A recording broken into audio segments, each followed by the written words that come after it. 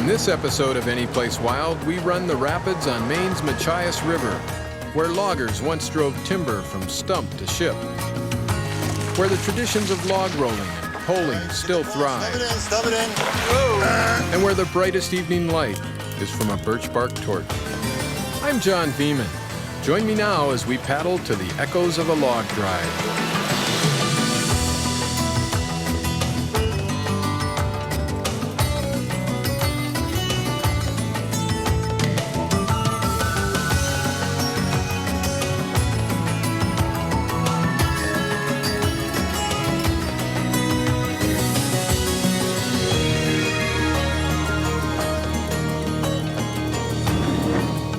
This is John Veman.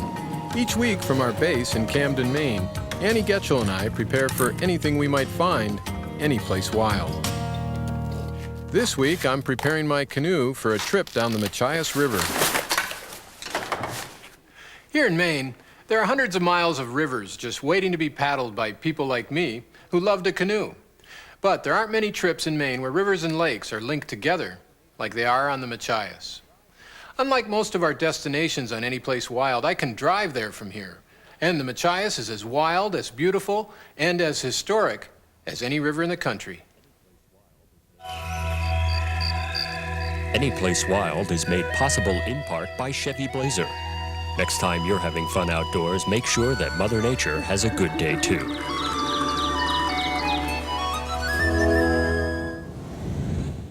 And by Low Alpine. And LL Bean, providing sporting gear and apparel for people who love the outdoors for over 80 years. Maine's Machias River is about as far east as you can go and still be in the United States.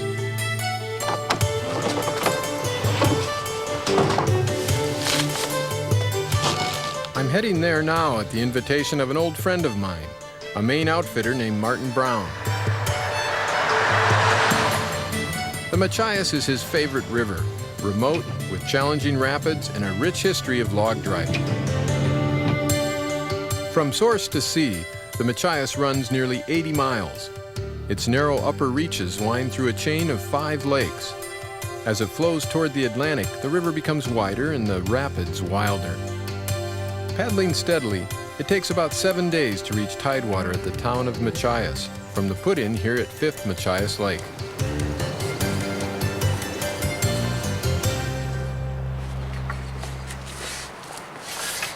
No hurry, Martin. What's that? No hurry. The bugs are having lunch. Martin Brown is a master Maine guide, part of a tradition dating back to 1897 when the state started licensing wilderness trip leaders. Martin's style is traditional too. His gear is made from canvas, tin, leather, and wood. As for his humor, well, judge for yourself. Here you go, John. That's yours. You brought your custom paddle? I like it. Like that?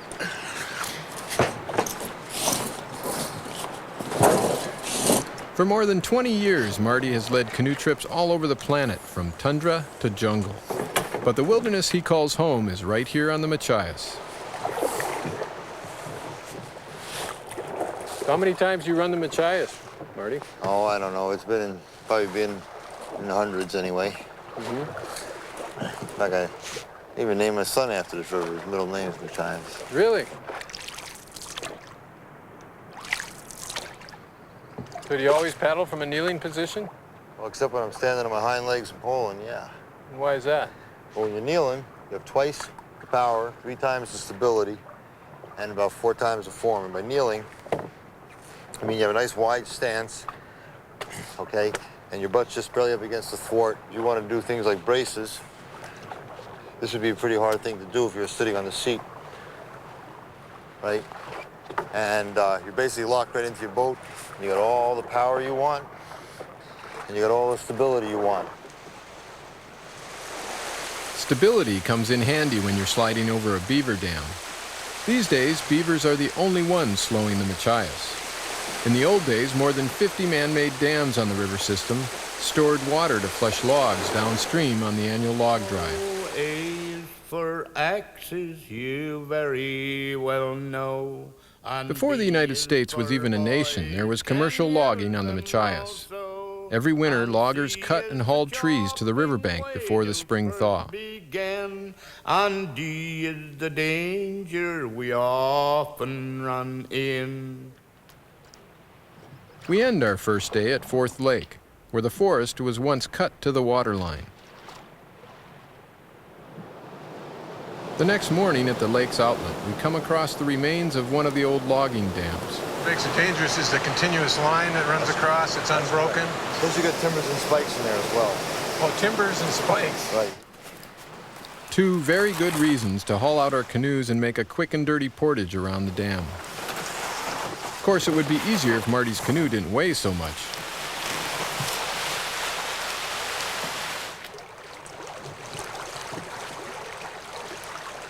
On Fourth Lake Stream, Marty looks for a spot where he can teach me the ancient art of poling.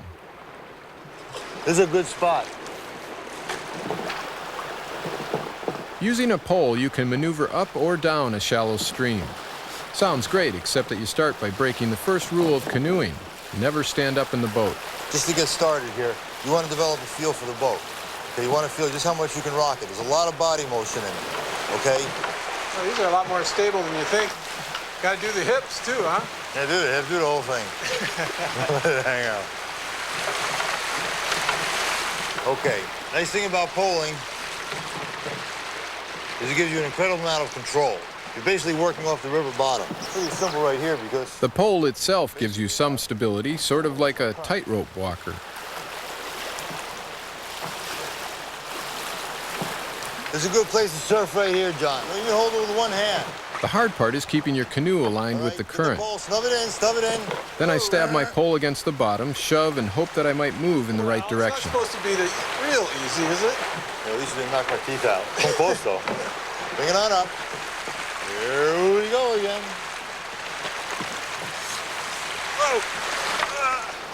Working hand over hand along a 12-foot pole, it's easy to go upstream against a pretty stiff current. Easy being a relative term.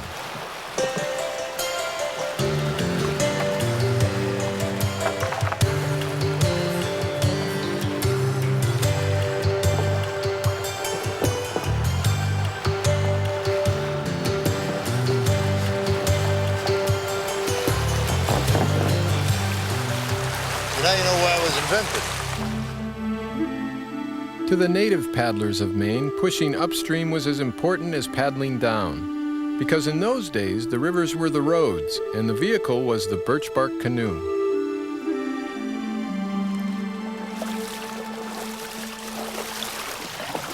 The next morning, while Martin sleeps in, I meet up with Barry and Lori Dana.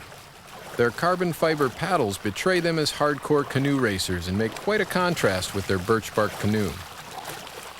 A member of the Penobscot tribe, Barry is a teacher of native studies. This particular canoe was a project I had with students at the Penobscot Reservation. 5 boys, ages 12 and 13. I had them camp out in my backyard, and we spent a course of 8 days putting the boat together. And some of the people standing on the bank said they couldn't remember the last time a birch bark canoe was made on the reservation.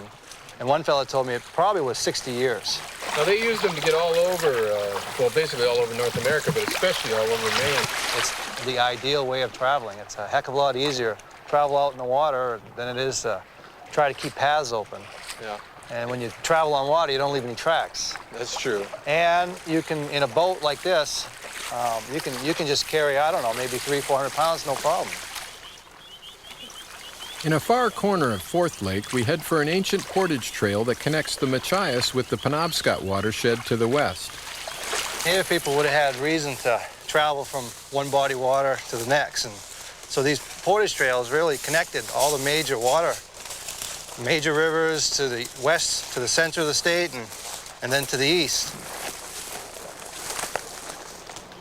The trail passes through a grove isolated enough to have escaped heavy logging.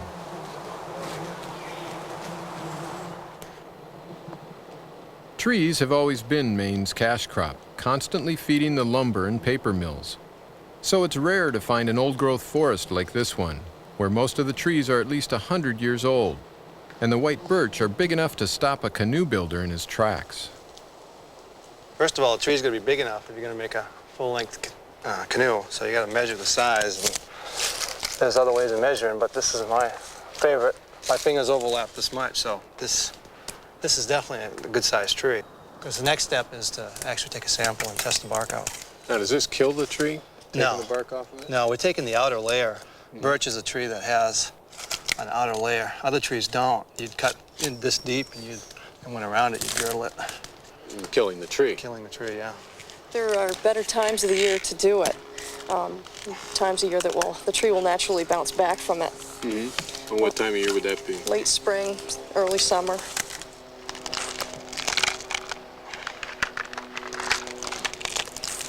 So is this good or bad? How can you see? First of all, the thickness is very good. First thing you want to check is thickness. Mm-hmm. That's very good. Okay. The next thing is does the bark, not this stuff, but does it from here delaminate? And try to separate those layers. Do they separate? And these don't. Mm-hmm. So these are intact. Mm-hmm. Next step is to bend it. The eyes opened up a little bit. So I would make a choice on this one. I said, well, I'll look for a different tree. The tree, even if you peeled from here, would take how long to regenerate its bark? I came into an area where there was a bunch of trees that someone had done the exact same thing, mm-hmm. but all the bark had grown back. Hmm. So in this big circle of birch trees were 6 feet high, were these rings. You could tell someone had peeled it off, and the bark had grown back. It was nice thinking that, my ancestors stood here where I was taking bark, whether it was 40, 60, 140 years ago. I don't. Years from now, Barry's students may also be out here, keeping the old ways alive.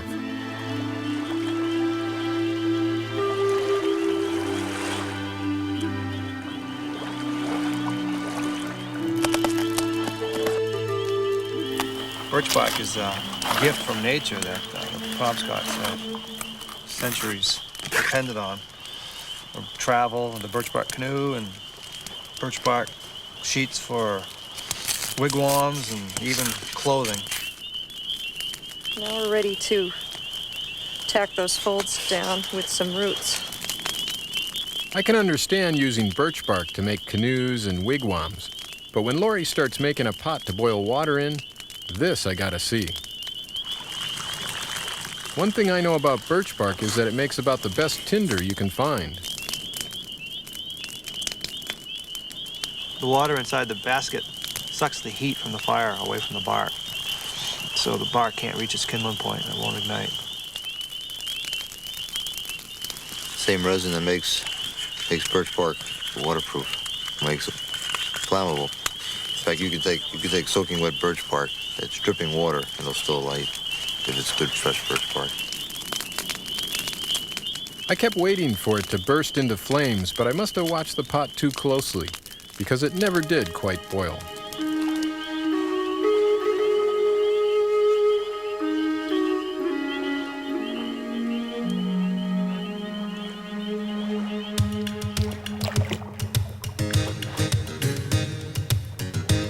The next morning, Martin and I say goodbye to Barry and Lori as we leave the Headwaters Lake section behind.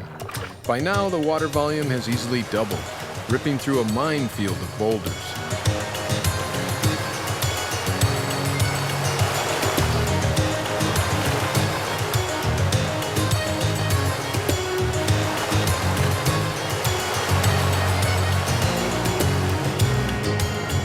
It's not long before we hear the ominous rumble of a really big drop.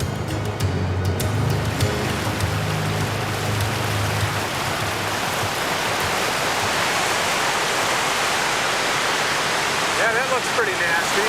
I would say go for it, but you've got another series of ledges down there, and then upriver, you've got another set like this. So any one of these you don't make it, you basically got a mile of swimming ledges like this.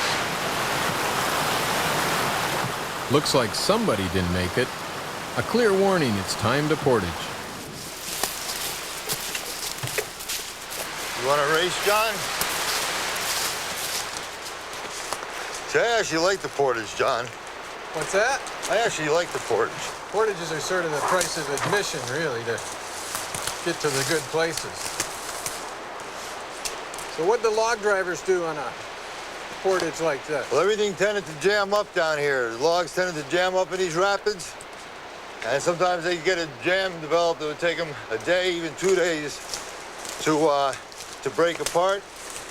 And that's when you used to always hear these stories about everybody getting squashed between logs, and occasionally they dynamite them out. And it was just one big holy mess.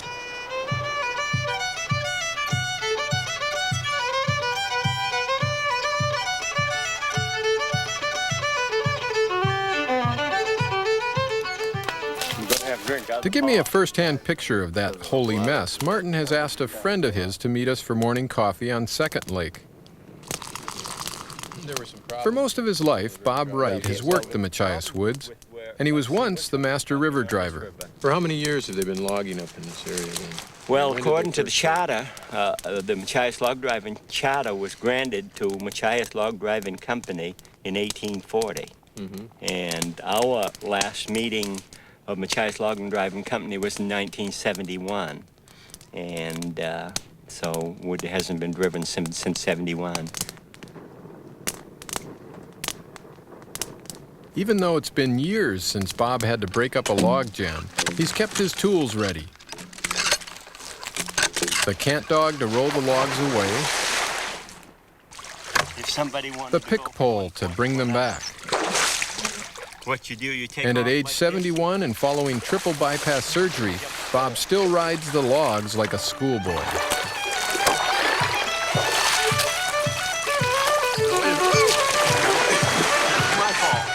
Okay. What happens if these things...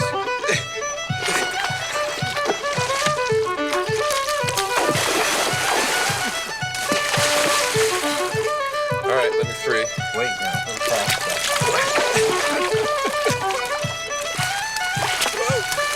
Go, keep going, you're doing great, great. Keep going up, that's it. That was a good show.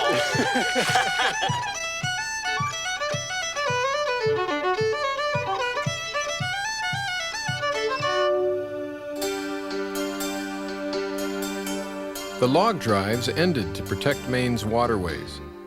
The irony is that abandoning the river drives replaced one environmental threat with another. Today, logs are carried out of the woods by truck, along thousands of miles of dirt roads. The roads often disrupt natural drainage patterns and choke feeder streams with eroded gravel.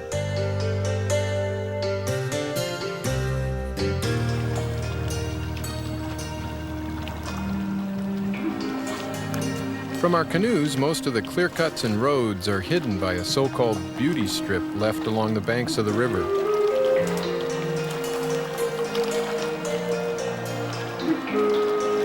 We've now left the lakes far behind, and right here the Machias is calm and peaceful. But not for long.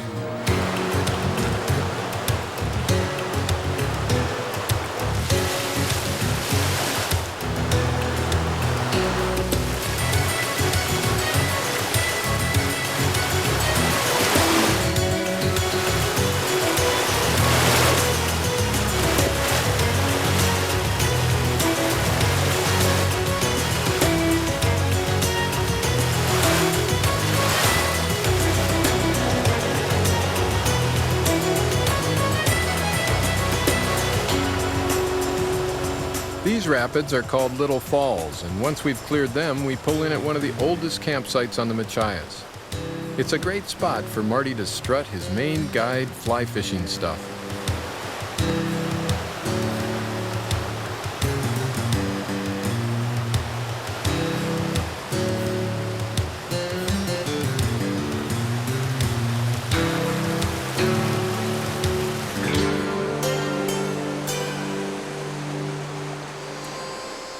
Dinner, he promises, is on him. I'm glad we brought some other chow.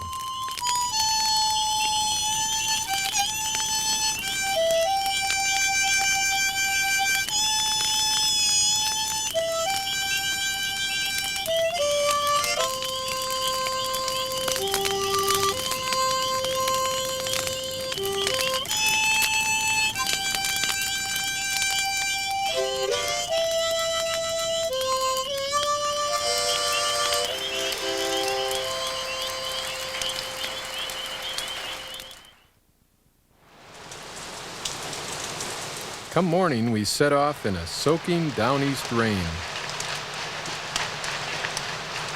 How do you deal with bad weather? I just ignore it. Same as bugs. Just ignore it. You know, you're born wet, and right there, that's your big cosmic hint.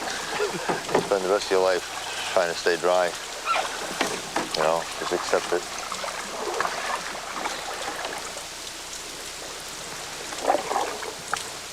Unexpectedly, Marty pulls over river right. He tells me we're going to scout the big rapids that every Machias paddler talks about. Here, the river's at maximum volume and the water gets thrown up against giant boulders they call the wigwams. If you run river left, you can just basically do a straight shot all along those boulders, run that tongue right down through there, and then you can come out a little bit towards the middle of the river. When you get way down river, you're basically running towards that tongue right over there, left to center, and so forth all the way out.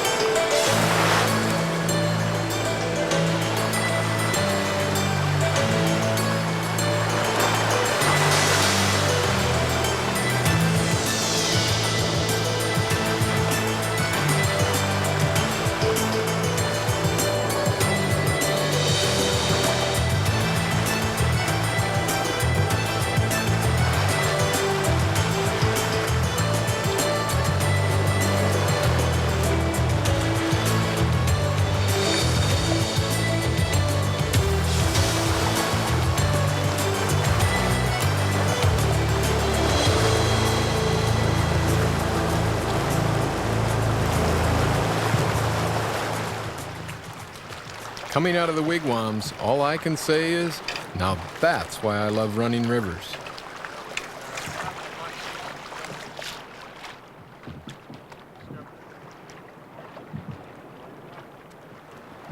After days on the Machias, I'm beginning to understand why Marty keeps coming back here. It goes beyond the silence of the woods or the thrill of the Whitewater. This river has a spirit. For centuries, people lived, worked, and died here. There's a guy buried down here. There's somebody buried down here? Yeah, he's buried here about 1786, 1785. And there's some question as to why he ended up here. They say he was a logger, but probably what's more historically correct is that he was a trapper. Fell through the ice, and they found him on a log drive, one of the early log drives coming up from Machias. They poked him in the barrel and they buried him in the island. Where is the old guy? Oh, he's right here. Here's old Obi. So is this where you'll have him put you? I don't know if they want me moving in on Obadiah. Yeah. Kind of presumptuous, you know. Yeah. So where would you have him park you? I got an island all picked out in St. Croix that I like a lot. Yeah. I do it there too. I already showed all the rest of the guides where it is. Yeah. Yeah. You gonna make him haul you up there? Yeah, well, I told them they get extra days travel pay.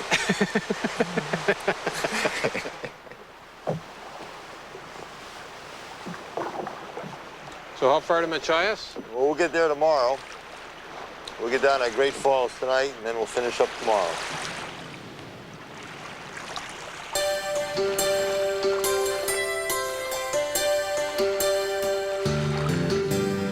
Our journey is almost over. We reach the town of Machias and the end of the line.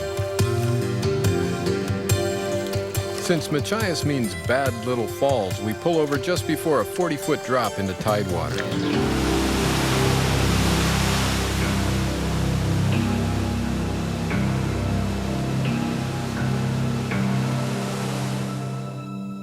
U is for use, we put our... In its heyday, Machias was a thriving lumber town on the Atlantic coast. Here logs came off the river and were fed to the sawmills. The planks were loaded and the ship set sail, full of lumber to build countless houses, barns, and churches from here to New Orleans. am going for to sing.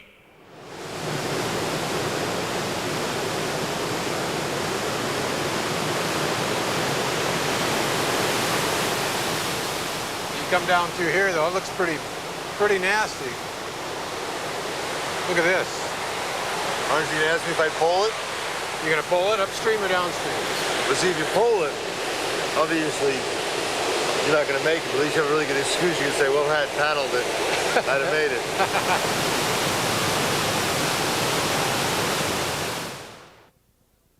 To learn more about Anyplace Wild and the great outdoors, check out PBS online at www.pbs.org.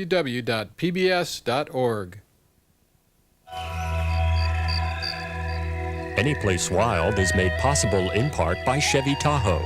Next time you're having fun outdoors, make sure that Mother Nature has a good day too.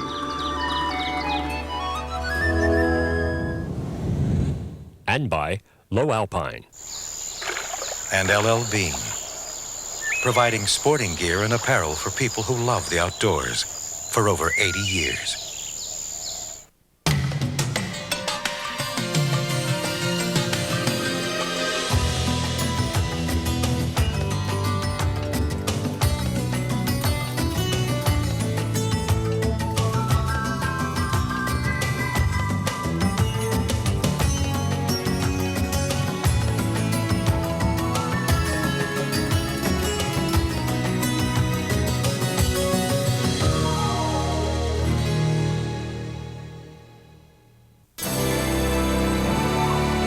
This is PBS.